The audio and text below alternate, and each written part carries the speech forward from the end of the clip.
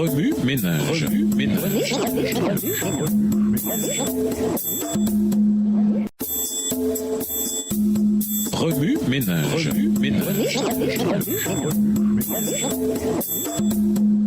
Bienvenue dans votre émission. Oui, ménage. Nous voilà à la leçon de mercredi. En Christ seul. Lisons Galates 6, verset 14. Galates 6, verset 14. Quant à moi, certainement, je ne me glorifierai de rien d'autre que de la croix de notre Seigneur Jésus-Christ, par qui le monde est crucifié pour moi, comme je le suis pour le monde. Imaginez un instant que vous vous trouvez dans une maison en feu. Encerclé par les flammes, vous êtes complètement piégé à l'intérieur. Soudain, vous vous rendez compte que dans quelques minutes seulement, vous allez subir le même sort que cette maison en proie aux flammes. Le désespoir vous envahit, car vous voyez bien que vous ne pouvez rien faire pour vous sauver vous-même. Alors que tout semble perdu, un pompier se précipite par la porte, vous prend dans ses bras et vous sort de cet enfer. Et après, dès que vous vous retrouvez dehors, sain et sauf, vous vous mettez à raconter tout ce que vous avez fait pour rester en vie, au lieu de remercier le pompier de vous avoir sauvé la vie. Évidemment, vous passez pour un insensé aux yeux des gens qui sont là. Pour Paul, cet exemple est la façon dont il décrirait le salut que Jésus a donné à tous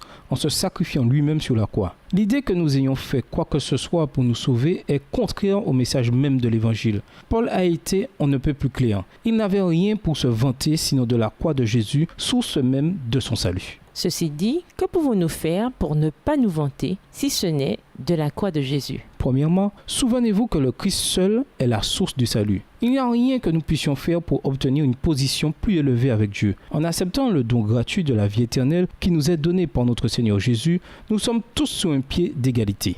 Deuxièmement, souvenez-vous que toute bonne chose procède de lui. S'il nous arrive de nous vanter, c'est souvent parce que nous croyons que nous avons fait quelque chose qui mérite d'être reconnu. Paul avait compris que s'il y avait du bon en lui, c'était seulement parce que le Christ vivait en lui. Galates 2, le verset 20. Troisièmement, souvenez-vous d'où vous venez. C'est souvent en comparant notre vie actuelle à notre ancienne vie que nous voyons le plus clairement combien Dieu a intervenu dans celle-ci et l'a transformée. Dans ces moments-là, nous pouvons souvent discerner non pas les progrès accomplis, mais jusqu'où le Christ nous a portés. Remue ménage, quel danger y a-t-il à se vanter d'autre chose que de la croix de Jésus? Quel exercice pratique pouvez-vous faire chaque jour pour détacher les yeux de votre personne et les fixer uniquement sur Jésus? Au revoir. Et à demain si Dieu veut.